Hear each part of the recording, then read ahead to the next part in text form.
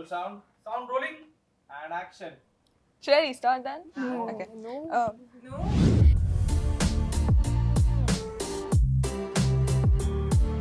Hi, my name is Dhruvi, and today we have Yashika Kastia. Prisha Gupta. Shreya Mane. giving us an insight into their lives beyond the classroom.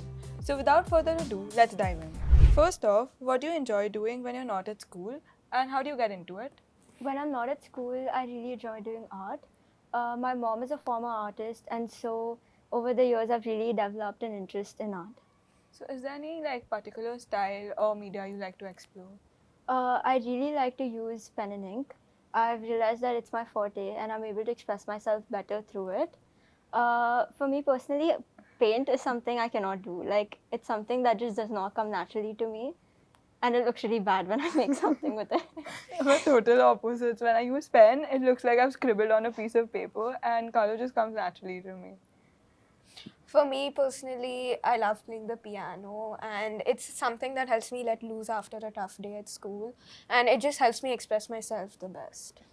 I think for me it would be watching or reading about Formula One. It's always been a part of my life. As a kid, I used to see my parents watching it. It always excited me. It was full of adrenaline. There was so much drama. It was very exciting also. So I think, yeah, that would be something. And it also reminds me of family. What adrenaline do you get from watching men drive around in a circle for 3 hours straight? The same thing that you get from watching 22 people kick around a ball across one field. Okay, well, moving on. How do these hobbies help you let loose and relax after a tough day at school, like Prisha said? I think for me, art really helps me divert my mind from all the academic stress. So does your pieces and artwork differ with your mood? I think sometimes, yeah, because mainly I use pen and ink, so there's not much color going on. But when I'm really happy or when I'm really in the mood to do art, then I do experiment with colors. So that brings out my mood. For me, if I'm happy, I'll play some happy songs, some Coldplay happy songs. And if I'm sad, I'll probably play songs like Someone You Love. I think for me, this sport, there's so much drama, there's so much action in it. Like every turn is different, and it's like you feel the adrenaline without even doing anything physically. So that is something which helps me relax and get my mind off everything. So yeah. Okay, speaking of hobbies, do you all think you've recently picked up a new hobby, and what made you try it? I've picked up reading recently, and it started because my friend recommended a book to me, and it was a fiction book, and I really enjoyed it. And I used to read Wimpy Kid.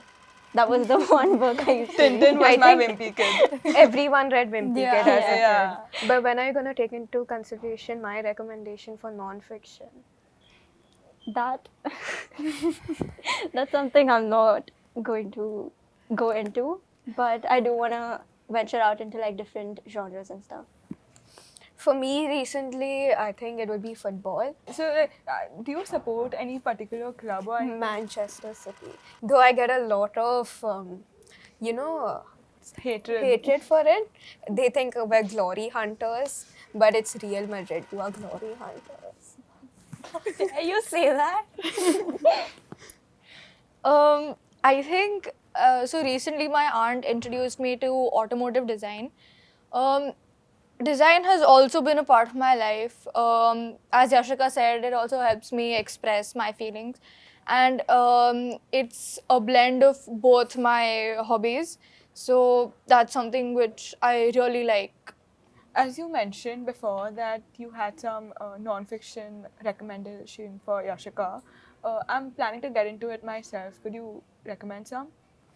Yeah, I mean, I started out with A Monk Who Sold His Ferrari by Robin Sharma, and I think that's a pathway to getting into non-fiction, because that book is between so it teaches you life lessons through a fiction story. So it's non-fiction in a fiction way. So it'll be easier for you to get into non-fiction if you start out by reading that book. And then, of course, you can progress into Atomic Habits, which is one other bestseller.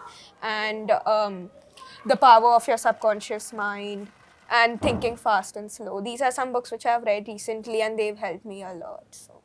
So we all know that social media has had a huge impact on us, especially on our generation. So do you all follow any famous athletes, musicians, or influencers that resonate with your hobby?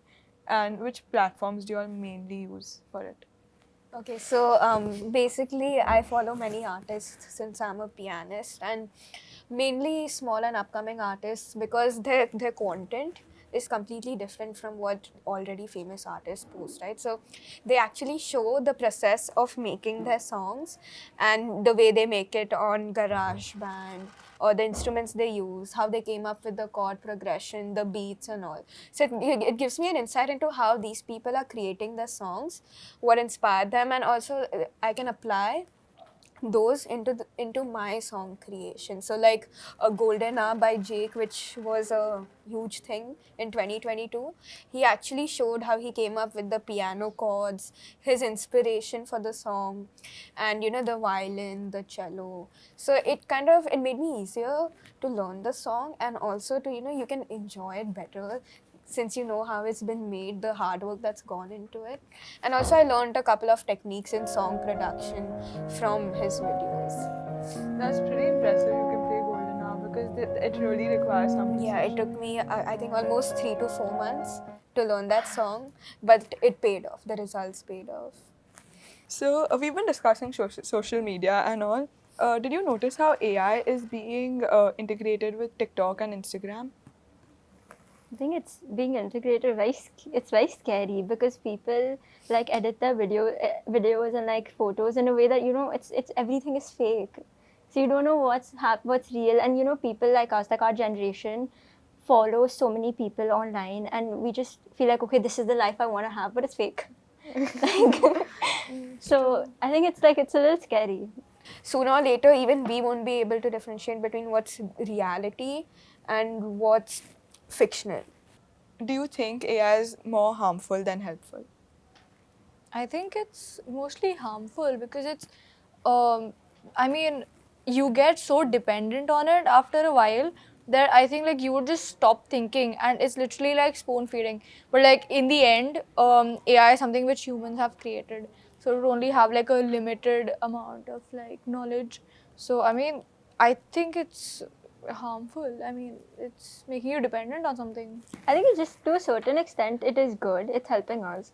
But like Shreya said, after a point you just like overuse it or you become too dependent on it that it's like You won't be able to So- use your brain. yeah. But I think more than the effect AI has on us, I think we also need to learn how to use AI smartly. Like ChatGPT, Miss Pallavi told us that you should learn how to use it smartly. And I think if we learn how to use it smartly, it can, yes, make life easier for us.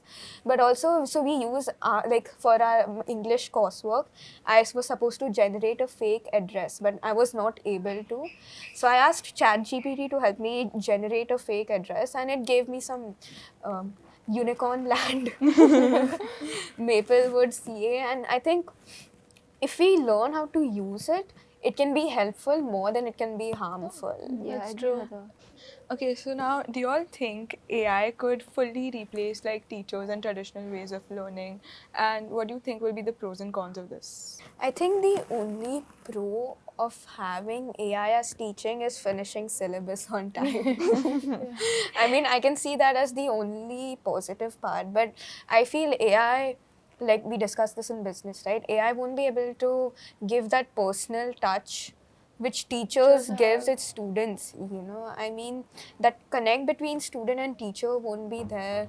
And I feel teachers also add their own personal experiences in teaching, which help us understand way better. And I feel AI won't be able to do that since it has no life. Completely. I've been in the school like for 10 years now, and the bonds I have developed with my teachers is like it's home Yeah, I away think from home. we have the top Yeah. teachers, Yeah. and it'll be really sad to see AI replacing them. Yeah, I 'cause couldn't imagine. Exactly. behind all professions, it's the teachers who are responsible. Yeah, for sure. to a certain extent, like, you know how in class, like, the teacher notices your behavior and how you are, and they give you feedback accordingly. Yeah. Like, they just know how you can study and how you can't. So they'll give That's you also something specific to you, and AI won't be able to do that because Yeah. they're not keeping check on you how you like study and how you know. Okay, so how important is it to understand the limits of AI and being blindsided by the benefits? I feel learning about AI should be integrated in school curriculum. Now, I feel like in Podar, we did learn about credibility and AI, and I think that was good that we had it because now we know how to use it responsibly. And like you said, to draw a line and not get blindsided by it or fully overwhelmed by what AI has to offer us. Thank you for watching Podar Perspective. Let us know your thoughts on AI in the comments below. Don't forget to follow us on Instagram. And subscribe for more.